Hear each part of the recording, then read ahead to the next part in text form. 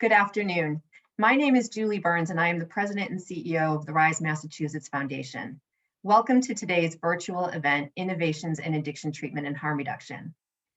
We are honored to be partnering with the Kraft Center for Community Health on this program. It's a natural collaboration for us. We've been working closely with the Kraft Center for several years now.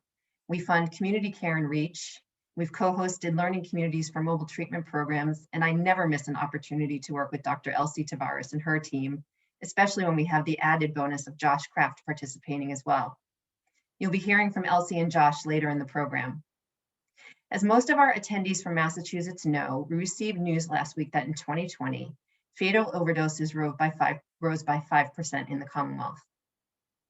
No doubt exacerbated by the pandemic, the opioid epidemic gained strength last year as people lost jobs, grappled with mental health issues, and their inability to seek treatment and care. Massachusetts lost 2,104 individuals, the highest number ever. And like the pandemic, fatal overdoses didn't discriminate. Black men were most impacted by alarming numbers. There is hope, however. Massachusetts hasn't lost sight of the epidemic, and we're doing far better than most of the country. But there's much work still to be done, and that's what our program is all about. Today, you'll hear from some of the most knowledgeable, passionate, committed champions in the field of harm reduction, including Secretary of Health and Human Services, Mary Lou Sutters, Executive Director of the National Harm Reduction Coalition, Monique Tula, and President of the Kraft Family Philanthropies, Josh Kraft, who will moderate a panel that will showcase innovations happening on the ground throughout Massachusetts as harm reduction advocates are constantly breaking the mold in their approaches with the goal of saving lives. I'm so pleased that we had attendees register for this event from across the Commonwealth and beyond. Some of you are new to Rise, so a bit of background. Launched in 2017, Rise is an independent nonprofit foundation created to end the overdose epidemic. We're made up of a constantly growing network of providers, payers, unions, advocates, and people with lived experience. We make sure that everyone has a seat at the table and every voice is heard. Together, we're driven by the concept of community, and with that, a sense of obligation to do all that we can to improve the lives of those with addiction and the families that love them. One of our strategies at Rise is to serve as a neutral convener, bring people together, share learnings, support exploration, and enable change. That motivation is what brings us together today, to showcase new approaches and innovation in addiction treatment and harm reduction. Another one of our strategies is to support programs that incorporate harm reduction services and elevates them as an equal part of the treatment process. The evidence shows that harm reduction works, yet a historical lack of funding and ideological barriers has blocked broad implementation of these necessary interventions. We seek to change that. Champions for innovation in this area include an expanding group of partners in state government, most recently the House of Representatives, who have made a major commitment to Rise under the leadership of Chairman Aaron Michaelwitz. He and others in the legislature join our longtime champion and Secretary Mary Lou Sutters, who has used her influence, passion, and purse strings to support this critical work.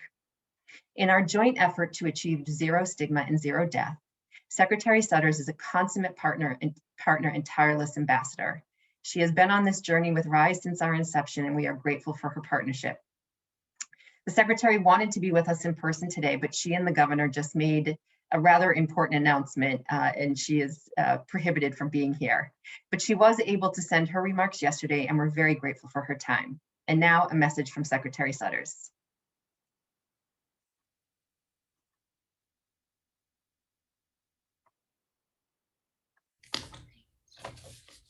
Good morning. Thank you, Elsie, and to the Kraft Center and Rise. Julie, for convening this discussion and for inviting me to be with you. Not only am I not with you virtually, I'm doing this as a pre-recording, and I'm sorry about that. But you know, together, we have been leaning in on fighting the opioid epidemic, eliminating the stigma associated with the disease of addiction, offering hope, the pathway to treatment and recovery, and providing compassion and understanding fundamentally that everyone's path is unique. Addressing the opioid epidemic and behavioral health overall are cornerstones of the Baker-Polito administration. Since day one in 2015, the governor was clear that it wouldn't be easy to eradicate years of underinvestment and to lift the shadows surrounding this disease. But as Governor Baker said in 2017, I'm sure that seems like a lifetime ago, at the launch of this organization that we know as RISE, we are encouraged to have such great partners in working to curb the opioid crisis. We believe in the truth of data, shaped by those personal narratives, no matter how heartbreaking they may be, that fuels our commitment to push on. From 2016 through 2019, we experienced a steady decline in overall deaths. Good progress. But as many of you may know, the latest reports during the pandemic, we know that opioid-related deaths are up. They rose by about 5% in Massachusetts, and the rise among Black men in particular is alarming, up 69%. If I put this in a national context, preliminary CDC numbers point to an even higher surge across the country, 29%. The pandemic and the isolation, stress, and anxiety over the past 15 months have created a shadow of despair for so many. What do? We don't give up. We never give up hope. We lean in together, collectively, with purpose, unity. We double down on our commitment.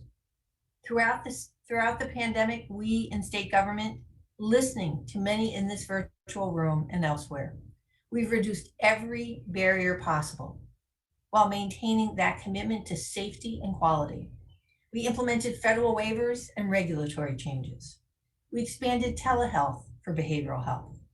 We expanded naloxone distribution, giving out more than 110,000 kits to OTPs, syringe service programs, community health centers, you name it, and we're committed to doing more. And we got federal approval to permit opioid treatment programs to provide take-home doses of methadone.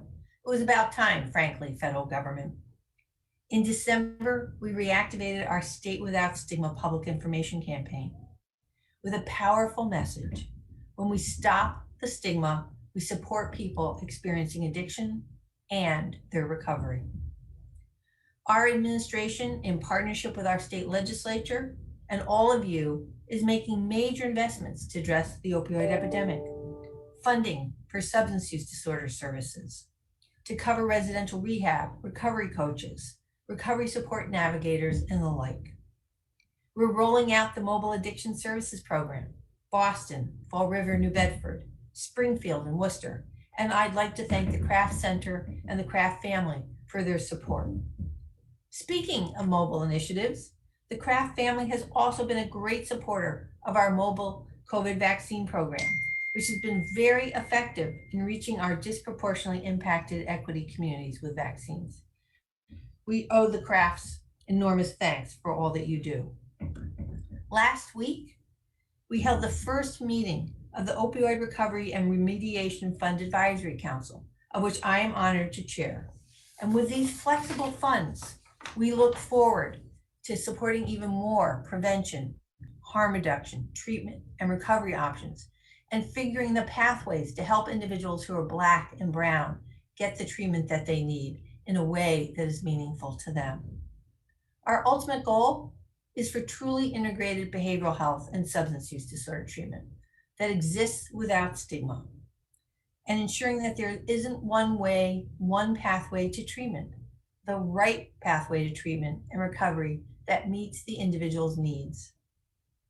I'm grateful to these two powerhouses, RISE Massachusetts and the Craft Center, Elsie, Julie, Josh, and all of you for bringing this group together today.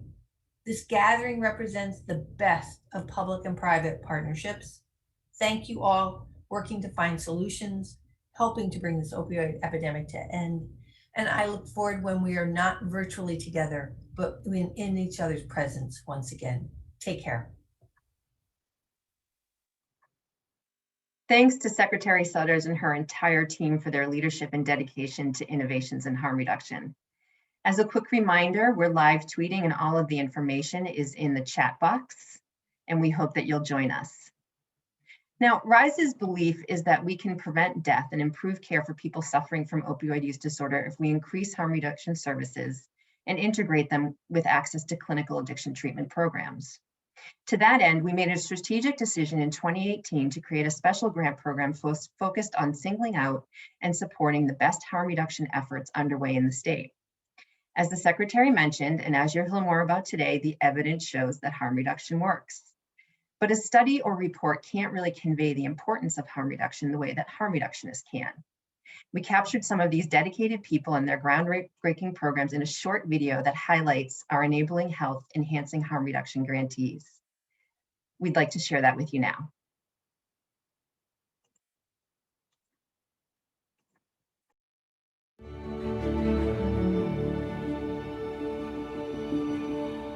Hello, I'm Julie Burns, President and CEO of the Rise Massachusetts Foundation. We are a statewide nonprofit organization focused solely on ending the opioid crisis, and one of our key strategies is investing in harm reduction. Opioid use disorder is a treatable illness. Untreated, however, the disease can have tragic consequences, including death. At Rise, a large part of our strategy builds up and supports harm reduction services and makes them an equal part of the treatment process for opioid use disorder. For 4 years now, we've been supporting organizations, large and small, that are doing groundbreaking, yet sometimes thankless work all across the Commonwealth. And the evidence shows that harm reduction works. It keeps people safe until they're ready to engage in treatment if that's their goal. In fact, people who work with a harm reduction service provider, be it a syringe exchange or mobile program, are much more likely to go into treatment than those who do not. We are honored to support the work of these frontline public health heroes. Take a listen. Harm reduction is important because abstinence is not everybody's goal. Harm reduction is important because the current system for folks who are using drugs is incredibly broken, and in fact is based in the concepts of control and compliance and punishment as a means of helping people.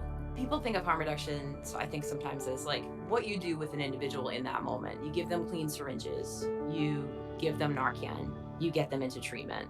And that's true, right? But harm reduction is about the broader community, and it's about addressing so much more than just the person in front of you. I think the general public benefits from harm reduction because everyone out here in the street, every one of our participants, everyone that you know that uses drugs is someone's family. The data proves that it actually is beneficial to have a harm reduction program in your area or neighborhood. There's less syringes in the area, decreases drug-related crime. I truly believe trauma is a gateway drug for most people. The reality is nobody has to die from drug overdose. The best 3 words for me that describe harm reduction are compassion, education, and community. Pragmatic, evidence-based, and love. Empowerment, dignity, and respect. Any positive change. Love, compassion, and dignity. Reality, love, and evidence. Rise has been so beneficial for us in terms of allowing us to really kind of choose what we need from their funding and their partnership. They've helped us be able to fund our outreach van, buy it, and then of course take care of it, and also our outreach workers. Of course, the benefits of outreach are so huge. Being able to meet more people in the community instead of expecting them to come into this brick and mortar site. We also provide a drug checking service. Clients can come in, bring their substances in, and get them tested to find out exactly what's in their substance so that they can use the safe way, or the safest way as possible. Rise is a part of our family.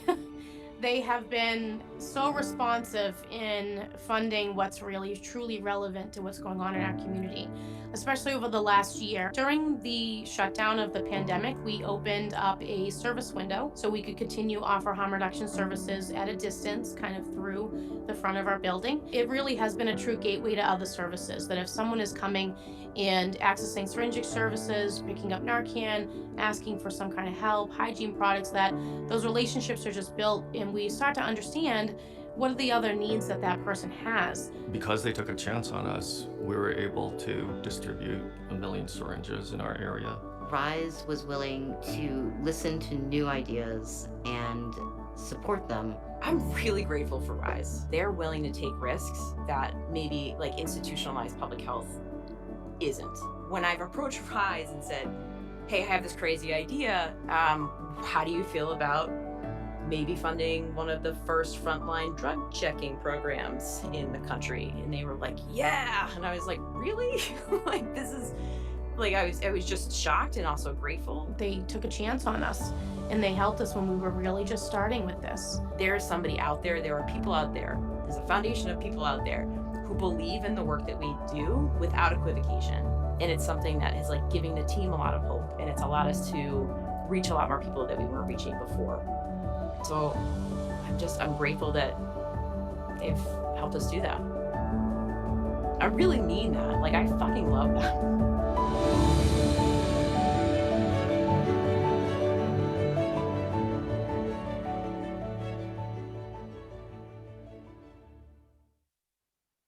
And when we feel the same way about our grantees, we are truly honored to get to work with such amazing people who are really breaking down barriers to care, reducing stigma, and saving lives. Now, their innovative work provides a perfect segue for our keynote speaker, Monique Tula, Executive Director of the National Harm Reduction Coalition. The National Harm Reduction Coalition acts as a nationwide advocate and ally for people who use drugs. For more than 25 years, their focus has been on bringing harm reduction strategies to scale, working with communities to create, sustain, and expand evidence-based harm reduction programs and policies. They support communities who are impacted by HIV, hepatitis C, and overdose, offering resources and trainings for local leaders to create solutions that work best for their communities. While Monique has a national reputation as a champion for the marginalized, she's also had a significant impact here in Massachusetts. Among her many roles, she served as co-chair of Boston's Ryan White Planning Council's Public Policy Committee, co-chair of the Massachusetts Statewide Prevention Planning Group's Advocacy and Activism Committee, and as the Director of Program Planning and Development with the AIDS Action Committee in Boston. Monique is on the cutting edge of innovation in the area of harm reduction, and like you, I look forward to hearing more about her work and the initiatives her organization is supporting throughout the country. But before Monique begins, I'd like to remind attendees that she'll take a few questions after her remarks. If you'd like to submit one, please do so in the Q&A box. Monique, thank you for joining us today. Hello, thank you. Thank you, Julie. It's really great to be here. I really appreciate the opportunity to speak with everyone today. As you mentioned, I'm not a native New Englander, but I found my purpose in Massachusetts. I have a serious love for the state and have had the outstanding good fortune to work with and be mentored by really phenomenal people like our very own Doc Wally, John Gatto, Gary Langis, Bisola Ojikutu, Deb Milbauer, lots of folks, Joy Rucker, and then of course my dear friend and first boss, Tim Purrington, who left a huge hole in Massachusetts when he passed away just a few years ago. So before we get started, if you could just indulge me a few minutes, I'd like to get grounded right before I do a talk, and I'd like you to join me in just taking one single deep breath to ground ourselves in this moment. And remember that we're connected. We are still connected, even though we're in this virtual reality. And as you inhale, pay attention to the rise of your chest as the air fills your lungs. Hold for 3 seconds. And then exhale slowly, noticing the sensation of the air leaving your lungs. So thanks for sharing that moment with me. Again, it's really important for me to feel that connection to folks across time and space, because it's my belief that our connection is the most important thing that we have. Everything else pales in comparison. So today I am joining you from not so sunny California, and it's First Nations protocol to acknowledge the traditional territories that we visit, and being in a virtual setting doesn't preclude us from honoring the First Nations tradition of acknowledging the land that we're gathered on. Now in Los Angeles, it's the Tongva who are the original custodians of this land. So please join me wherever you are in paying your respect to all of the Indigenous nations across the US. Next slide, please. So I joined the National Harm Reduction Coalition as the executive director nearly 5 years ago, which is sort of unbelievable to me at this point. But as Julie mentioned, NHRC was founded in 1994, and it was in response to the unabated AIDS epidemic among people who inject drugs because no one else was. And since then, we've grown into a national advocacy and capacity building organization that promotes the health and dignity of people who use drugs. We aim to shift power and resources to people who have been most harmed by structural violence. We have several core programs, including harm reduction policy and advocacy. We host the world's largest harm reduction conference. And although we didn't have our conference in Puerto Rico last year, we hope that you'll join us in October of 22 in San Juan, Puerto Rico. It'll be really great to see people again, reconnect with folks, meet people that we haven't met who are doing really important work. We also have in-person and virtual trainings. We have self-paced online learning modules. We provide technical assistance on a variety of issues, including overdose and the US opioid crisis, of course. And over the years, we've created hundreds of publications and resources to help folks learn how to reduce harms that have been caused by substance use. And most recently, we've taken on grant making and to support the development and sustainability of the growing body of harm reduction programs across the US. So the National Harm Reduction Coalition creates spaces for dialogue and action that help heal the harms of racialized drug policies. And that was a statement that we made about 3 years ago. It's our North Star statement. And we put it out there in the world because we understand that people who use drugs are not single issue case studies. People who use drugs are whole people with intersecting identities and beliefs, with complex histories and behaviors. Many people, not all, but many people who use drugs do so to mitigate the impact of personal and intergenerational trauma. You heard Jess Tilley earlier talk about trauma in the video as a gateway drug. I believe that myself. And many people who use drugs do so to cope with the collective trauma that's been caused by systemic violence like genocide and slavery and the war on drugs. And we'll talk about that in a few moments. Next slide, please. So not too long ago, I was on a call with a number of executive directors of harm reduction programs around the country. And one of our colleagues said something that was particularly profound. She said that syringe service programs can help keep people alive just long enough for them to get COVID. That was a statement that just struck me. It stayed with me for a long time.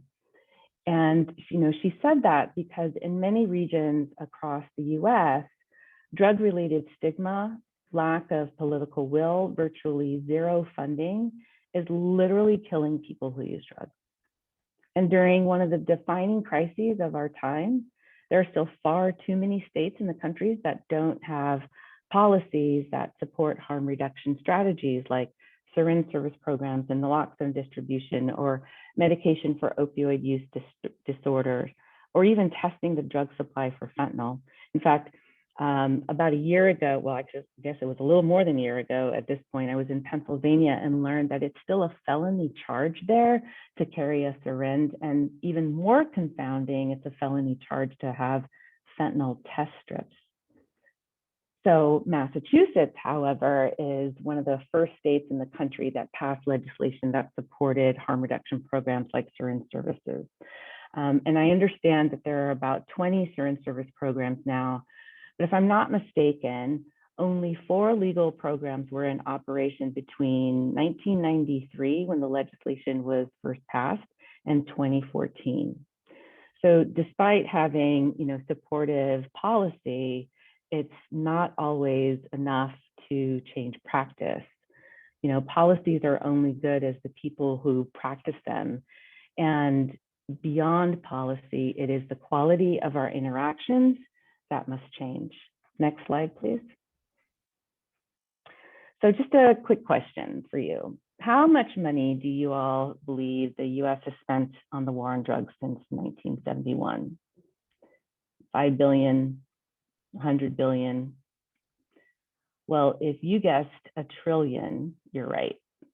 In the past 50 years, we've spent more than $1 trillion on the war on drugs, and all we have to show for it is the world's largest imprisoned population, the highest global demand for illicit drugs, and higher rates of substance use disorders than ever. So this war on drugs is inextricably linked to the struggle for racial justice in the US as well. Now, President Nixon launched the war on drugs 50 years ago. In fact, it was 50 years ago this year, in an effort to win more white voters in the South. And he knew that by linking drug use to civil rights protests and Black communities, that he could appeal to white voters who opposed racial integration. So how do we know that? Well, during an interview in 1994, John Ehrlichman, who was a prominent official in the Nixon administration, said that they knew that they couldn't make it illegal to be either against the war or Black.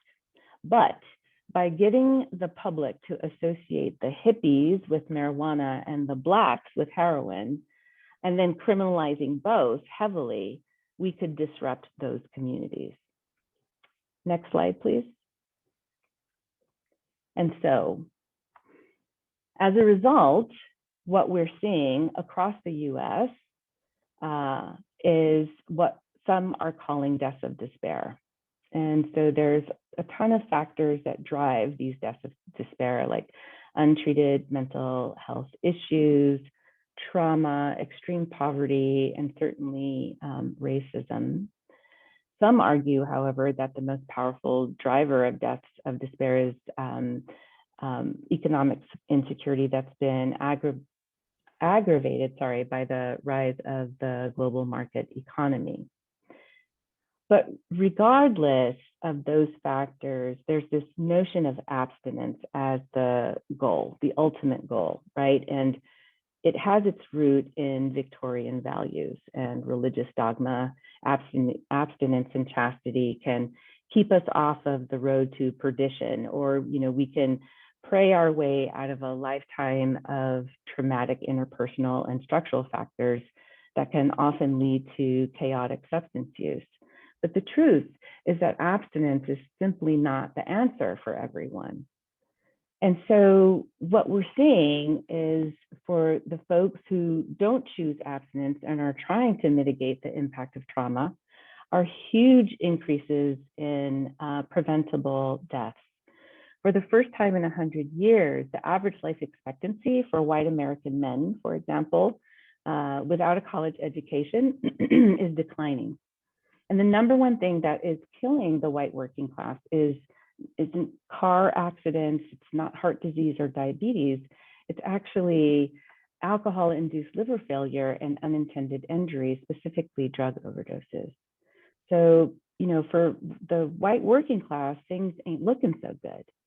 And nowhere is this more prevalent than in the impoverished Rust Belt of the US. And as an aside, these trends are also pretty reliable predictors of who supports the kind of populist rhetoric that put Donald Trump into the nation's highest office. Next slide, please.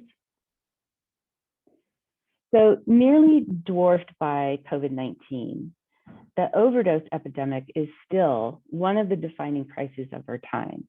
And some provisional mortality data that was collected by the New York Times last summer indicated that drug-related deaths were definitely on the increase in 2020. Isolation has always played a role in drug overdose risk, and as the weeks of COVID-19 isolation and social distancing went on, the rates of overdose went up. So for example, in Kentucky, they cataloged as many overdose deaths by the August of 2020 as they had in all of 2019. In North Carolina, ED visits for overdose were decreasing over the past couple of years, and that promising trend had reversed. And opioid ED visits were up by 24% by the summer of 2020. So these rates suggest a trend of heightened drug use, and syringe service programs reported last summer that since COVID began, they had seen a sharp increase in the number of participants who were accessing their programs, as well as the amount of syringes that they were distributing were increasing as well. So, people may be using drugs more frequently because of COVID, or new people may be starting to use or returning to use as joblessness and isolation, that loss of social support was weighing really heavily on folks. The pandemic has also disrupted drug markets with new and unfamiliar contaminants poisoning the drug supply. And at the same time, we've seen access to treatment decrease. Many treatment programs were cut back and furloughed their employees during the pandemic. Some folks left inpatient treatment centers out of fear of contracting COVID. And in North Carolina, there were the only dual diagnosis detox in one part of North Carolina had stopped taking folks with opioid use disorders, and the big detox center with the bulk of the beds in that county was running at less than half capacity. Next slide, please. So in stark contrast to the policymakers who created and then perpetuated the war on drugs, or defaulting to tough love, which leads to even more despair and isolation, the harm reduction community believes that there is another way. We know that people who use drugs need positive connections with folks who won't judge them for their behavior.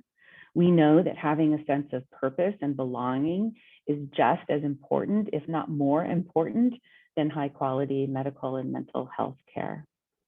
We also know that it is not easy to overcome a lifetime of stigma that's been compounded by intergenerational and collective trauma and misguided social policies.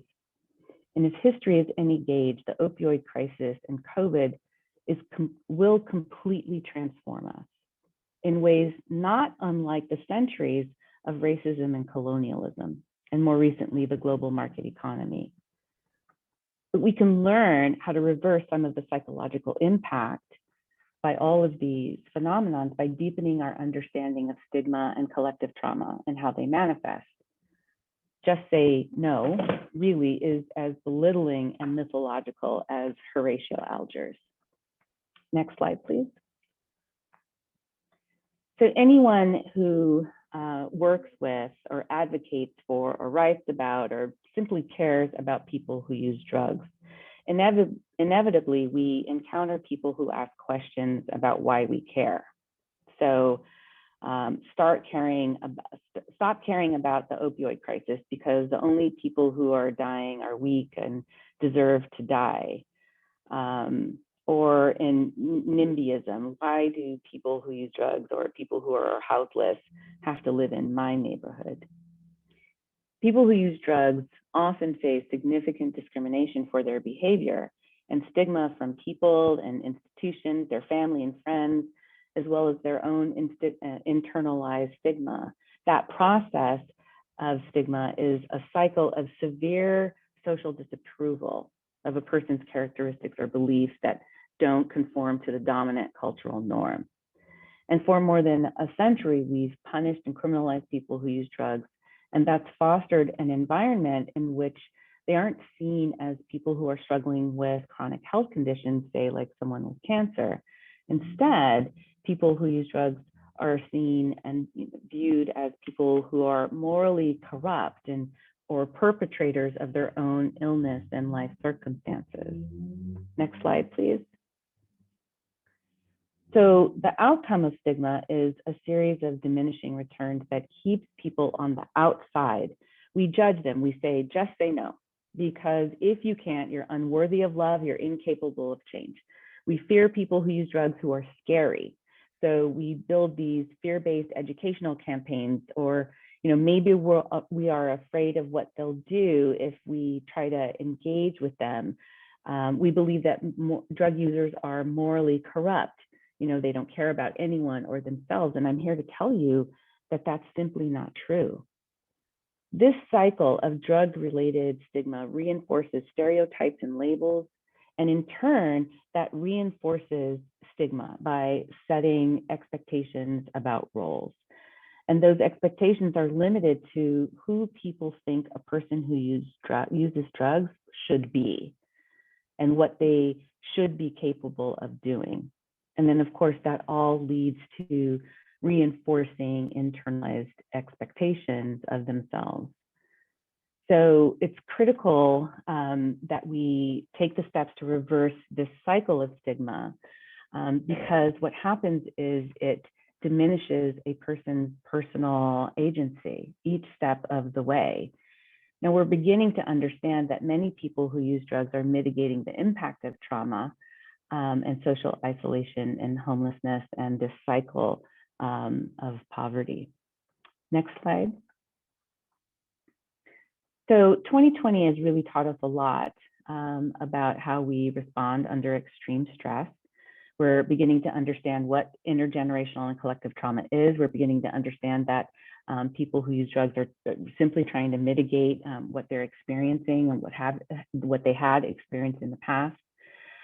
But I believe that whether we're using drugs or not, we're all experiencing a form of collective trauma. And some of us are doing it more obviously than others. So collective trauma is something that happens over generations and across communities. It began with our ancestors and continues uninterrupted to the present time. Things like war and genocide, slavery, mass shootings, severe poverty, famine, natural disasters, these are all sources of collective trauma, while rage and depression, denial, or survivor guilt are symptoms of collective trauma. Next slide, please. So we typically use the word trauma to describe the impact of an incident or a series of incidents on a person or a few people. But collective trauma refers to the impact of a traumatic experience on entire groups of people, right? Entire communities and societies. Collective trauma can permanently alter policies and government processes. It can alter the way society functions and change societal norms. So, for example, the 9/11 terrorist attacks is an example where the US changed transportation and travel policies to supposedly enhance security. 9/11 happened almost 20 years ago, well, 20 years ago, right? But its impact completely transformed the way we move through the world. And many are predicting that COVID will permanently transform the world as well. So we have entered this new normal. Next slide, please. COVID and the opioid crisis share similar effects. Traumatic experiences can lead to psychological, physiological, relational, societal, and spiritual consequences as our realities are just flipped upside down. And although trauma is dealt with collectively, individual responses can be very different. And that can help explain some confusion about what collective trauma actually looked like. Next slide. So let's consider very quickly a case study just to get a better understanding of how collective trauma presents itself.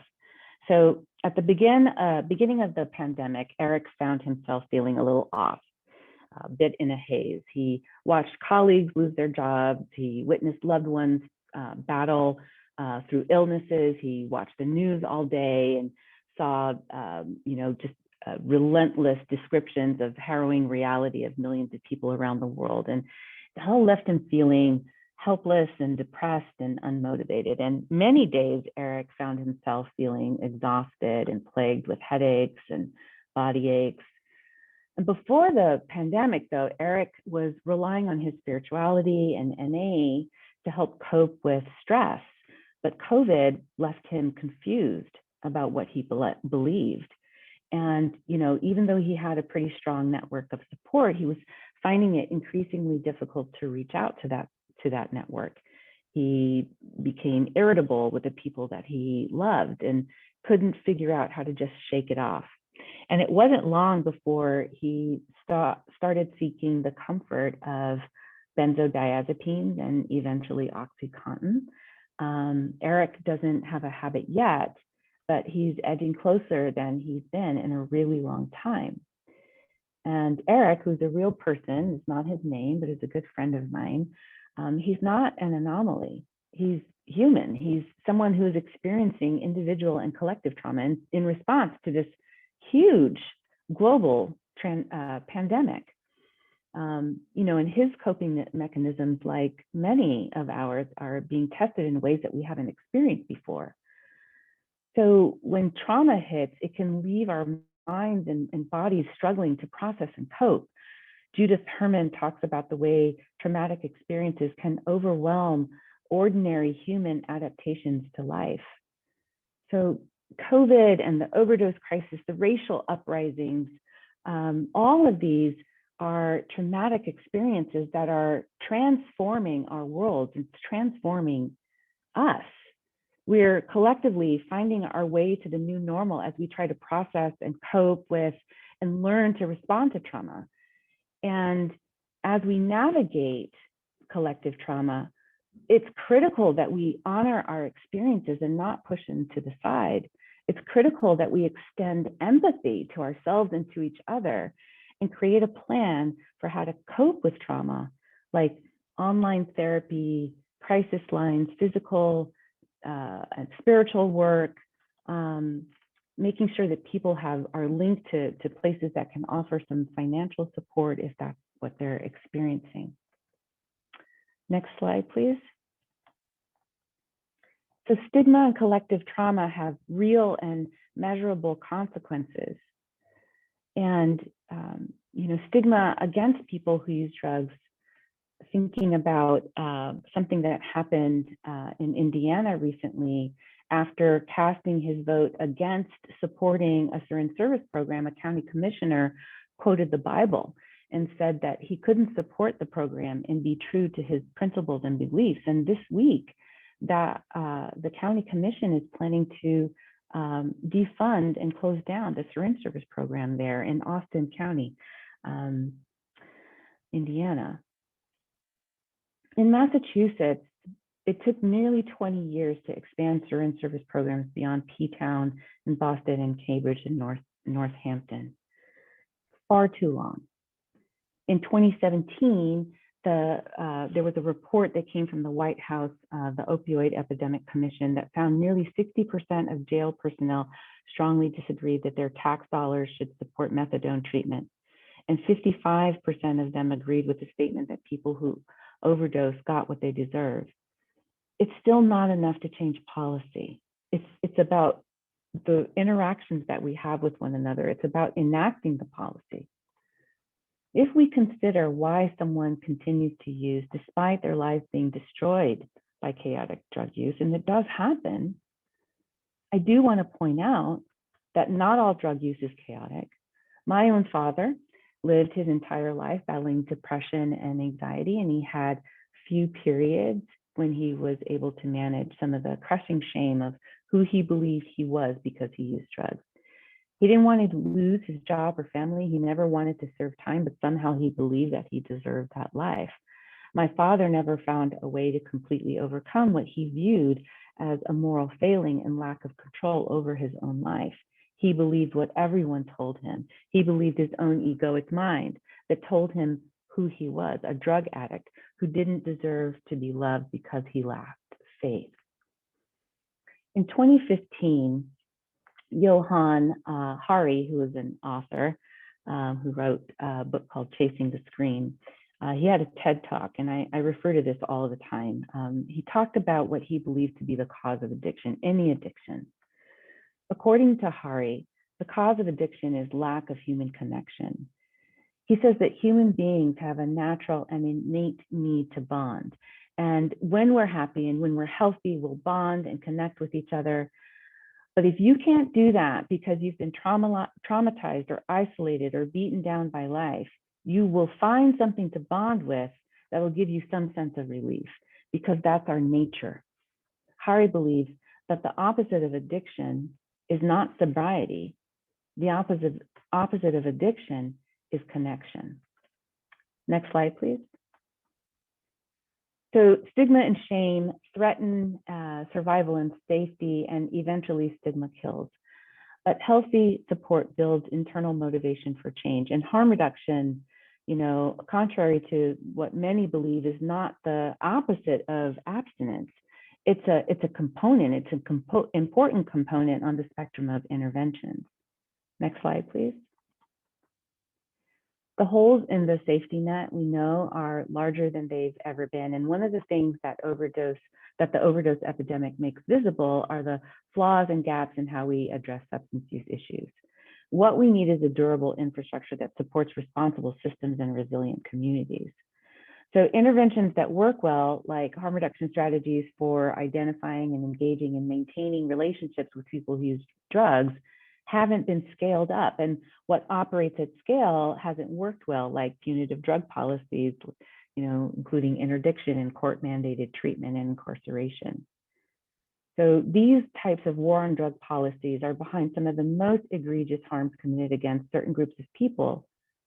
People who use drugs, especially who are Black and brown or poor, have been criminalized, stigmatized, brutalized, murdered, all in the name of war on drugs. So harm reduction is more than good public health policy. By necessity, the harm reduction approach is an alternative to policing. And it's also a political home for people who use drugs and their advocates. Next slide, please. The policies that form the foundation of the war on drugs are rooted in a dying paradigm that have been fueled by capitalism, interdiction, criminalization. These misguided policies and practices work against connection, against compassion, and only serve to perpetuate the harm to the very people that they're supposed to be helping. The level of consciousness that gave rise to the war on drugs is rooted in stigma and racism and patriarchal superiority. That level of human consciousness cannot solve the war on drugs, and it won't solve white supremacy, and it won't solve institutional racism, and it won't solve the opioid crisis. When conflict presents itself, harm reduction demands that we pause before our judging mind takes over. Harm reduction demands to ask ourselves, what is the most loving thing that I can do right now? And one might argue that that's actually the essence of harm reduction, and it's why so many of us consider it a way of life. It's radical love. I think Sarah Mackin said that earlier in the video. It's liberation from old ways of thinking and doing. And isn't that what this moment in history is demanding of all of us? Liberation. Next slide. Like all of us, people who use drugs need positive connections with people who won't judge them for their behavior. And it's belonging and purpose that keep us alive and thriving. There are 6 basic principles of harm reduction: health and dignity, or the right to be healthy and seen as a whole person. Participant-centered services. So that's meeting people where they are rather than where we want them to be. Participant involvement, both in the design of services and the ability to participate in the public policy dialogue. Participant autonomy, sociocultural competency, or interacting with people in a way that values their beliefs and practices and experience. And pragmatism and realism. So not ignoring or minimizing the very real and potentially tragic harms associated with some behaviors. Next slide, please.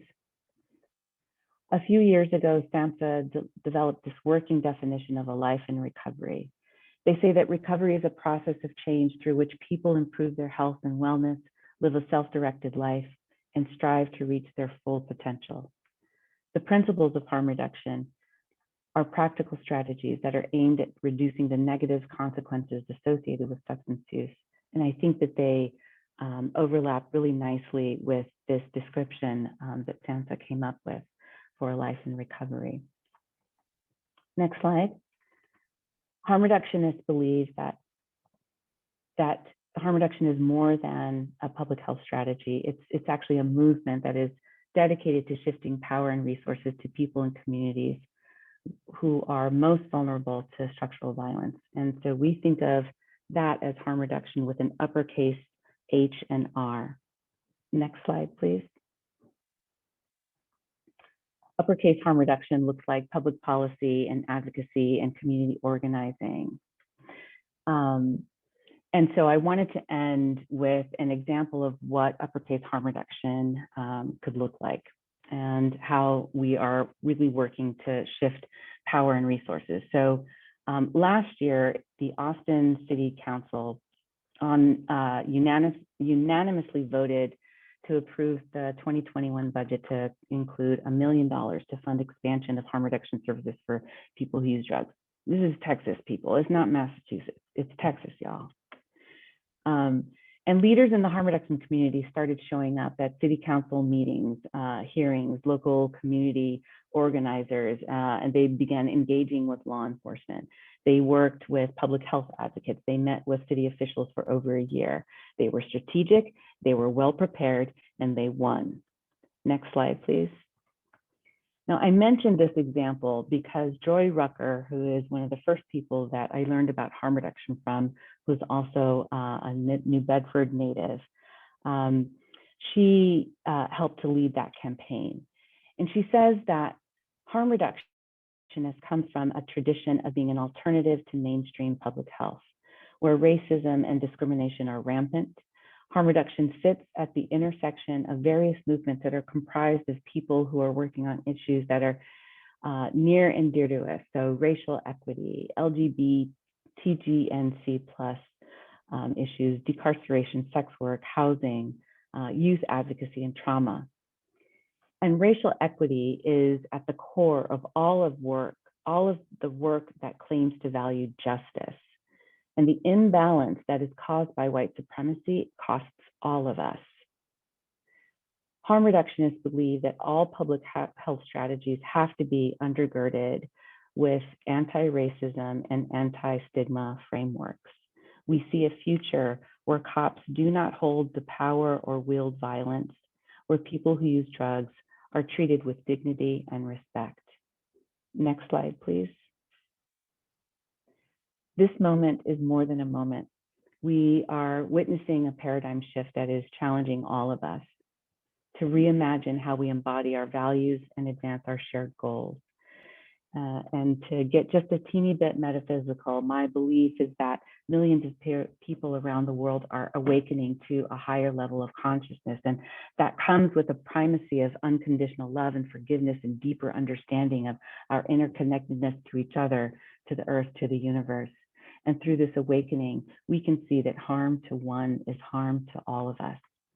The racial uprisings, it's a wake-up call for America. It's a reminder of all of the ways that systemic racism impacts every aspect of life, from police violence to the to the pandemic, to substance use disorders to housing crisis. There is no such thing as a single issue struggle because we don't live single issue lives.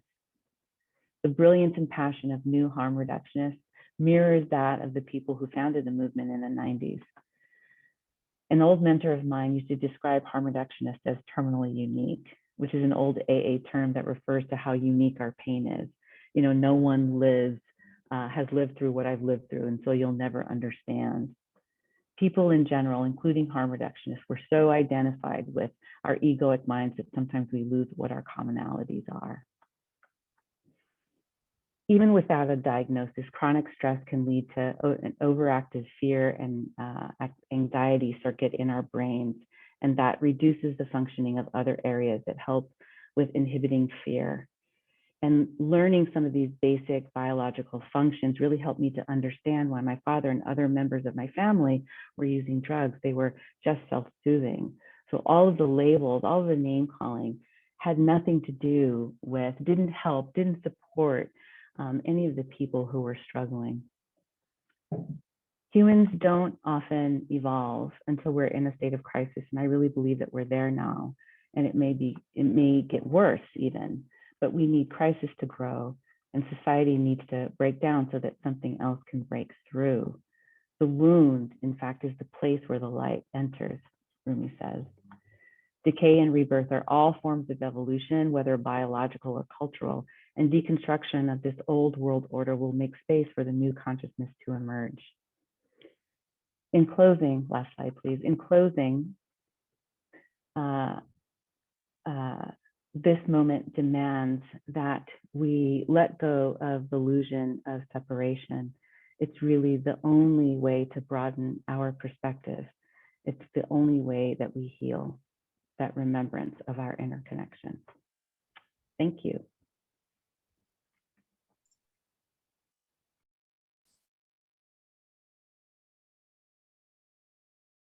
Thank you, Monique, for that excellent presentation. I feel the collective clapping that we miss by not being all in the same room.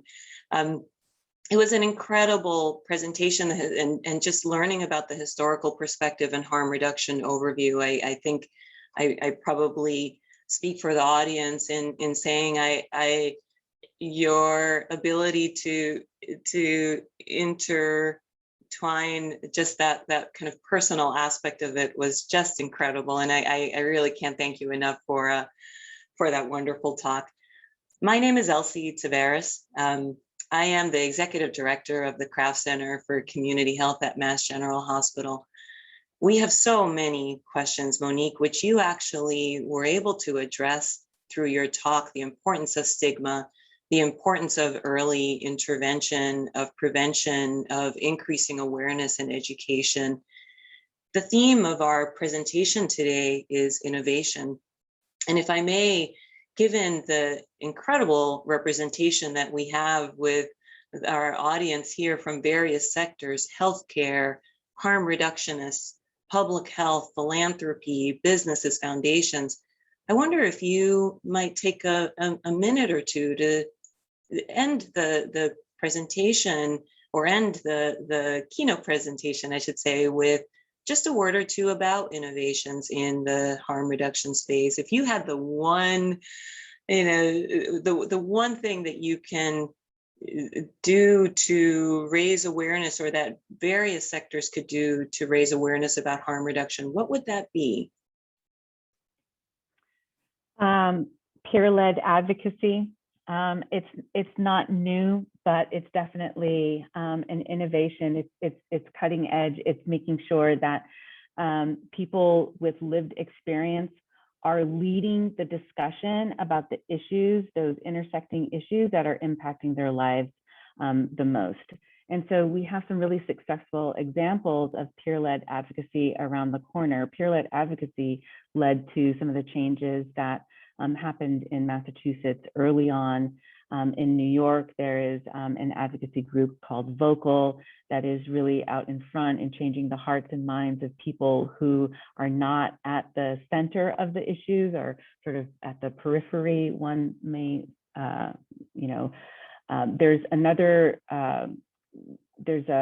group called Lighthouse Collective, which is harm reduction for LGBT folks. And this is work that we are supporting. It began in New York and it's spreading across the country. And so when we think about intersecting issues, folks who are in the LGBT community are often overlooked. I think about telemedicine for substance use disorder counseling. There are some really good examples of how people in rural communities who don't have access, whether it's transportation or something else, who actually have the opportunity to meet with counselors and other people in supportive networks to help them cope with chaotic substance use. Thinking about peer-led advocacy, one of the things that folks are working on is eliminating the X waiver on buprenorphine so that doctors have no restrictions on the number of patients or prescriptions that they can provide for buprenorphine. And then, I got to give a shout out to the folks in Western Mass, Jess Tilley and Albie, who are leading HRH 413, who are providing not just syringe services, but really critical support for people who are using drugs, in a part of the state that is really vocal about the dearth of resources that are available there. So I got to lift them up as well. But I would really love to hear from other folks in Massachusetts who are doing some phenomenal work. I'm looking at Doc Wally, for example. Well, that is a perfect segue. I just want to thank you again, Monique, for the incredibly engaging conversation. You've heard and you mentioned the importance of accessing and providing access to effective services. That has always been a challenge for people living with addiction, many of whom are coping with multiple comorbidities, logistical and regulatory hurdles, and you highlighted stigma.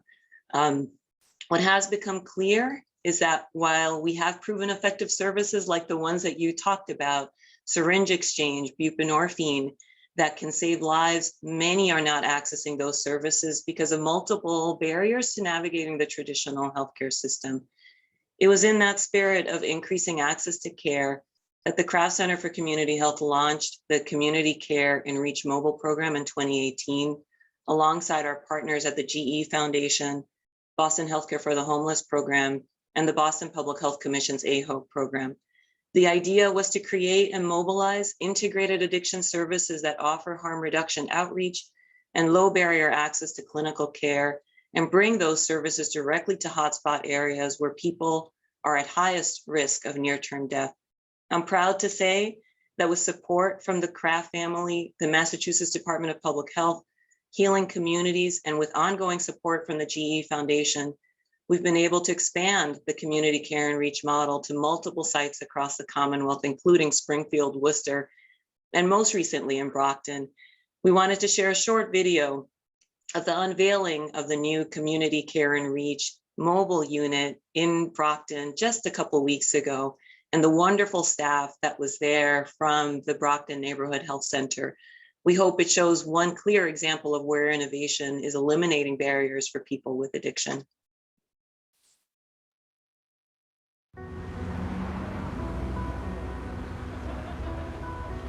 Oh, it's a game changer. This behind me, this is going to save lives. To be able to have a vehicle like this is truly a godsend and a lifesaver for the city of Brockton. Thank you, Mr. Kraft, for everything. Truly, truly appreciate it. Mayor Robert Sullivan is touting a state-of-the-art mobile addiction services unit.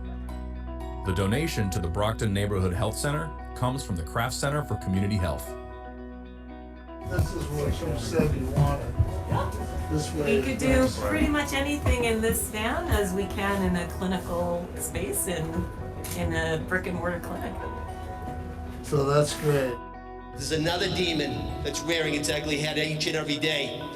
It's the opioid addiction. Before the world was devastated by a pandemic, an epidemic was already raging in New England and Brockton.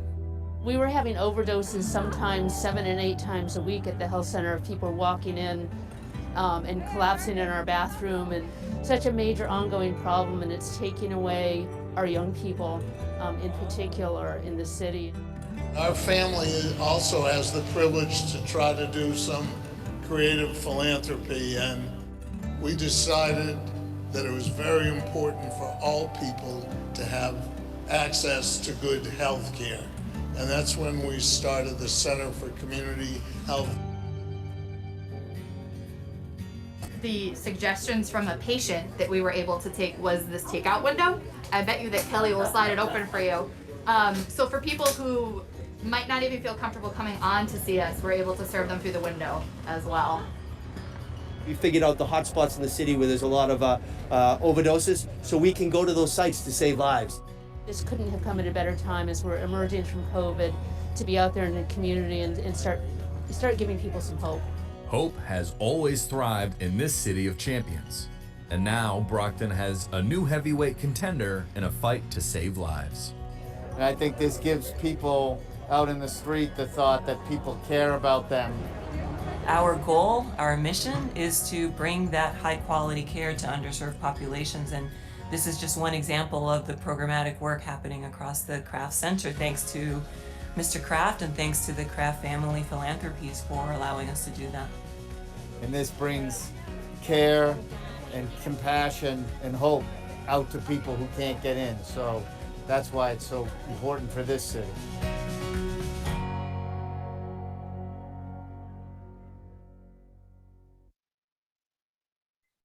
Mobilizing addiction services is just one of the many examples of where innovation is serving to eliminate barriers to addiction services.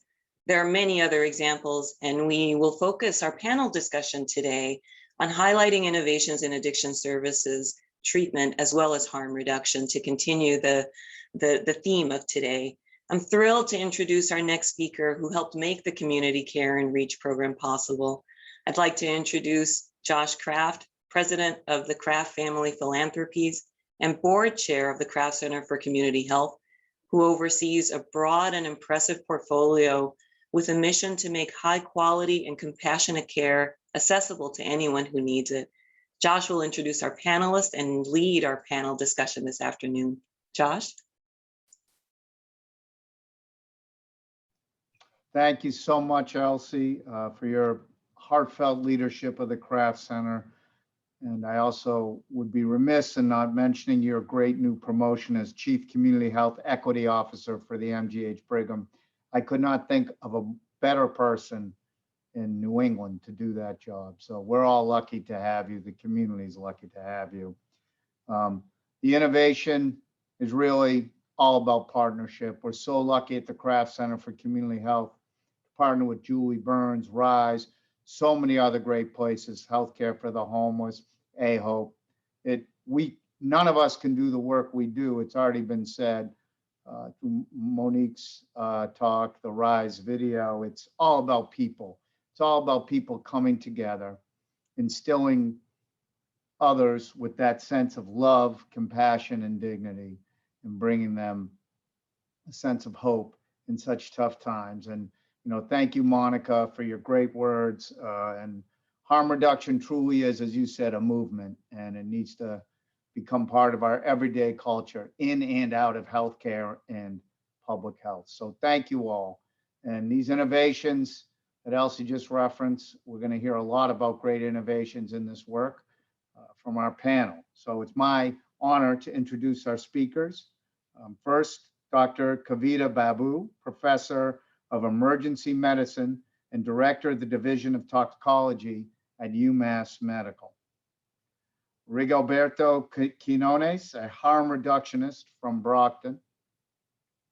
Dr. Alexander Wally, Associate Professor of Medicine, Boston University School of Medicine, Director of the Boston Medical Center Addiction Medicine Fellowship Program. And finally, Liz Wynot, Director of Harm Reduction Programs at Tapestry. So you've got the bios in your of each panelist on the event page. You just click on the link and you can hear about how impressive they are. So I'm going to start with our first question to Dr. Babu. We know that both addiction treatment and harm reduction interventions are essential services in combating substance use disorder. Two parts. First, as a medical provider, how have you adopted addiction treatment and harm reduction interventions into your practice? And second, how do we get more clinicians to adopt harm reduction? Thank you so much. And I would like to thank the Kraft family and RISE for the invitation and the opportunity to talk about some work that we're doing out here in Worcester. So I'm Kavita Babu, and I'm the Chief Opioid Officer for UMass Health. And that is a very unique title and an interesting job description. But I was empowered by my health system to be the shepherd of our effort to reduce opioid-related morbidity and mortality in our patient population. And so I think that when you think about harm reduction and bringing the methods that have been described here to physicians and to providers and to a healthcare system as a whole, which is more than clearly nurses and doctors, but really everyone at every door to our system, there are some key ingredients to culture change. And I think one of those is speaking the language, and almost every part of the hospital is like its own nation state. So your approach to the surgeons or to the emergency physicians or the psychiatrists or people in ambulatory care is going to be a little bit different. But one of the things that happened in this role was that I was able to find the champions in each one of those centers. So they really bubbled up. It's not like I had to find them. I think that they had identified themselves as experts in a big institution, and they formed the core of the group that's really working on our harm reduction efforts. I think that in the video that was originally presented, one of the things that came out over and over again was this idea of evidence. And that really is central to so many of our discussions and our dialogue. And I'd just like to, first of all, give a shout out to Dr. Wally, who I feel like has created much of the effort that I end up using in our discussions about the ways to decrease all-cause and opioid-associated mortality in our patients. Because when you come to the table with that sort of information, it's really hard for people in healthcare not to listen. That's the thing that usually drives them. The evidence is their sword and their shield, and then there's a compassionate backing to doing the right thing. So in the past, say 2 years or so, in terms of some of the innovations out here that have been really critical, we've had a bridge clinic established and funded by the Health Policy Commission. And that effort was incredibly agile in sort of moving to a telemedicine platform during the pandemic, and really has enabled access across all 5 of our emergency departments and campuses for people who've come in with substance use disorder or an overdose.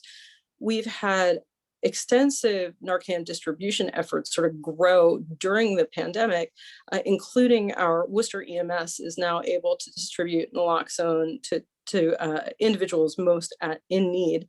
And then we've also used telemedicine services to really kind of grow our cohort of individuals who are able to prescribe buprenorphine. And so we're able to provide buprenorphine or Suboxone across all of our emergency departments, our inpatient settings, our psychiatric facilities, prior to the changes with the X waivers.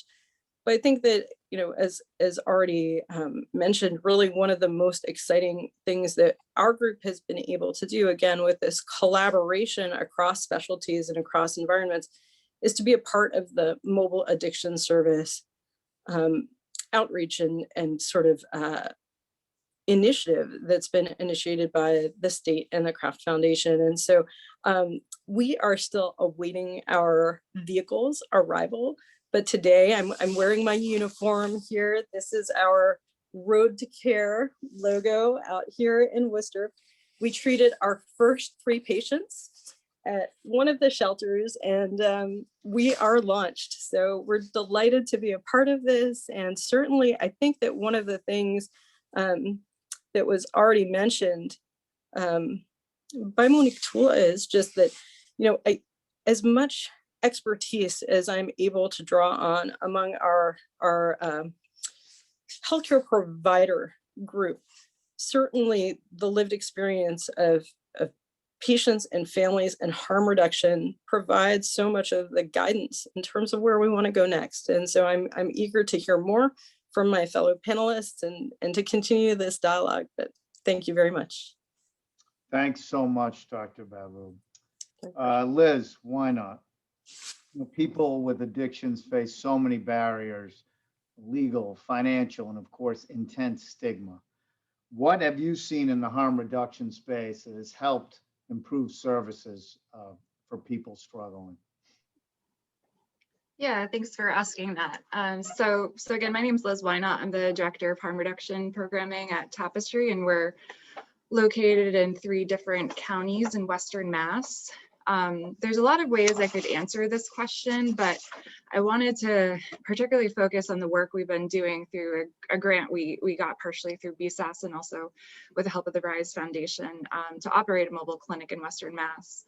So as part of this, we went through a community information gathering to try to inform where and how we should be providing services. And we talked to all different groups of people, including people who use drugs. And the information that we got, there were some themes that we found. Almost everybody we talked to has felt judgment and some form of disrespect from their providers. For example, one person reported going to the emergency department for endocarditis, which is becoming ever increasingly common among people who use drugs. And they reported being denied pain medication once it was realized that they had a history with opioids. Another person didn't feel listened to, felt that their autonomy wasn't respected, and they felt that they weren't involved in their own medical conditions. And then one of the most striking ones was a woman who was on methadone during pregnancy and who was told by many of her providers to stay on methadone and that she would be able to breastfeed when having the baby when she delivered her baby. There's one doctor in particular that told her she couldn't breastfeed and actually gave the baby formula behind her back. And she felt very judged and disrespected from that, and also didn't feel like she could change anything about what was being done with her. And that's just how it is. So but thinking about that, I think a lot of the different innovations should center, again, like I think harm reduction really tries to focus on meeting people where they are at, not where we want them to be. And I also think it's really important with innovation to think about how to give the people their power on their own to make their own decisions, particularly related to health. With the mobile van, this is giving us an opportunity to integrate harm reduction into medical services and also medical services into harm reduction, which is so needed. We see so many people that have serious health concerns and just do not have access to medical care for whatever reason. And my main focus at Tapestry is to figure out how to bring the care to people, and also how to work with providers and create an environment at Tapestry and in Western Mass to just be kind. I think it really does come down to kindness with the individual. There's a lot of systems, it's a lot of difficulties with accessing services, but being kind goes such a long way. And people, there's a saying, most people don't remember what you'll say to them in 5 years, but most people will remember how you make them feel. You know, during COVID, we were lucky enough to not close at all, and we were able to provide the essential services throughout the year. And being out in the community, it's interesting now that the community is opening back up, and just kind of observing what's not available. For example, in Holyoke, one of the places we operate in Western Mass, and also the place where the first needle exchange after 20 years was successful in opening. That was the 5th in the state. It was a really big deal. But when Holyoke and so every other part of Massachusetts closed, that means that like public access to bathrooms and showers and a lot of housing closed too. So it actually really bothers me to think about like how much organizing a group of us in Holyoke had to do to install one porta potty outside. And that was the biggest success. And also in addition to that, we did a lot of advocacy to try to get a shelter in Holyoke. And as a result of that, they for the first time in Holyoke's history, a motel opened up and gave rooms to people who were houseless. And unfortunately, as the world started opening back up, and I think it's also, you know, we increase in overdose deaths, increase in people using drugs also means increase in the public seeing that happen, and the public seeing that happen as the world opened back up. The porta potty was closed down, as was the motel, so there's no shelter in Holyoke anymore. So when thinking about innovation, again, I think it's about really meeting people where they're at and letting it be okay when people are using drugs and they're not ready to stop using, and still treating them with like just the dignity and respect that everyone deserves. So there's a lot of other things, but those are really the things. And the one other thing I wanted to mention too is I think drug testing. Dr. Tracy Green has really been heading up an amazing program in Massachusetts to be able to identify what's in the illicit drug market, like real time, and provide that real time feedback to people. That is tremendous. And we really need help with letting that be easier to do in terms of legal and, you know, just policy. And then the other thing I just want to make sure everyone hears is that there's a bill, and I believe the House still, it's called Aubrey's Law. It's to promote the first safer injection facility in Massachusetts. So that's being discussed now, and that's an actionable item that people can advocate on and try to make possible. So thank you. Thank you, Liz. Very appreciative. Rigoberto, there's, you know, addiction services have changed so much over the last 10 years, but there are still some obstacles and barriers. Can you share some of your personal experience as well as where you still see barriers that we have to eliminate or get through? Good afternoon, everybody. I want to thank Rise and the Craft Center for allowing me to be with you guys today. Well, my personal experiences with drugs. I'm 54 years old, and I did drugs for quite some time. For about 17 years of my life was wasted, thrown away, because I got caught up with the wrong crowd and the wrong people, and I want to losing four of my brothers to this addiction. You know what I'm saying? So if this stuff with the place the program they got placed in that Brockton Neighborhood Health Center, it was placed in place when I was started using. I probably wouldn't have been in the place where I was back then.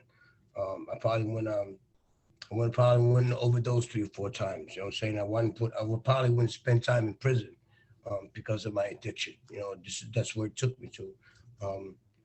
Today, there's a lot of things in place to substitute the heroin and the cocaine. There's other things they use to help you to stabilize yourself and still be able to function and not be judged because you're using another type of drugs to maintain yourself off the heroin. And they use methadone, they use Suboxone to keep you off the other heavy drugs and be able to go to work still and be functional and take care of your family. Today, I have a nonprofit. Um, I'm not in the streets anymore. I'm not living in the streets. The barriers that we have, a lot of barriers still to take. Um, we need some more wraparound services. People that can't afford it. When jail is not the answer. We send them to jail, they're gonna come back out, they're gonna go do the same thing because they're not getting treated for their addiction. They're just being charged with a crime, and then they're going to jail. They come back outside, they're gonna do the same thing. They need counseling, mental health counseling, which I get here in Brockton Neighborhood Health Center. I get therapy here. My doctor's here. Those 2 things I have in place, and which helped me the last 10 years. And they could check my urines and test me, and I'm clean because I'm being treated for my mental health and also be treated for the other issues that I have going on in my life. You know what I'm saying? I thank God that I have my treatment in this neighborhood because I have everything I need here in Brockton Neighborhood Health Center. It's a blessing for me to be here. I'm able to have a functional life. I'm married. Today I was able to save enough money to buy a home and not go to jail anymore, not waking up in a cell. You know what I'm saying? And that's important. I mean, nobody want to wake up in a cell because they have an addiction problem. I don't ever want to go back to jail again. So this is why today I have other people in place that helps me through all this process. You know what I'm saying? And a lot of people out there don't have that because they don't know they don't get that information. It's not being spread out enough out there so they can get the right help that they need. I'm just one of those fortunate ones that I seek the information that I need so I can get the help that I needed in my life. So today I work, I have the Ash Street Park Neighborhood Association. We work with kids with families with special needs population. And we help out as many kids as possible. I started with 9 years ago. We started giving toys to 9 kids. Today we help over 300 family, about 3,000 kids today. And that's where I'm at with my program today. That's where Brockton Neighborhood Health Center helped me so much that I've been able to put other things in place to help other people. And that helps me keep myself out of trouble and out of drugs and away from the things and out of the streets, And that's what they've done so much for me. And I'm so grateful for them, Thank you so much, Rigoberto, for sharing all that. Thanks for your work in the community. Greatly appreciated. Alex, I guess the most overused word during the pandemic is pivot, no matter what business you're in. So I'll say to you, how has the pandemic response provided innovations in addiction services, in your opinion? Well, thanks. I also want to thank Rise and the Kraft Foundation and Monique for her talk, which is she never ceases to inspire. And so the things that strike me about the pandemic, I mean, first of all, is resilience. I think Kavita, Rigoberto, and Liz all represent very concrete ways that in Massachusetts, we've been resilient and risen to the occasion, pivoted, as you said. Kavita didn't mention, and I don't think Liz did, that their organizations have been at the forefront of COVID testing and high-risk communities. At the same time, they're taking on, trying to get this work done in high-risk communities and vulnerable populations. So I'm super grateful for the people and programs and policies that have exercised that resilience during the pandemic. In Massachusetts, both addiction treatment and harm reduction have been considered essential services, and the providers of those services have really risen to the occasion. The flip side of that, of course, is inequity. So as we have been able to innovate through telemedicine and both harm reduction and treatment organizations working overtime in order to keep access to treatment open, it's still not enough to reach people who are most isolated, who don't have the privilege to social distance. And so it both unveils the challenges that we have. As far as what I hope we retain coming out of the pandemic, hopefully, Monique said our world will not be the same. There are ways I hope it does. We build upon what we did, and that's really something that's, I think, been slowly changing in addiction medicine, but is long overdue for a transformational change, which is that there's really a culture or a ethic in addiction medicine that says that it's actually useful to make people work hard for their treatment. And I think during the pandemic and before that, it's pretty clear that it's actually the opposite. Instead of making people work hard for the treatment, we need to make treatments work hard for patients. And I would even extend that to harm reduction. So harm reduction has a long history of reaching vulnerable populations, but there are populations in Massachusetts that are still hidden from the benefits and access to harm reduction.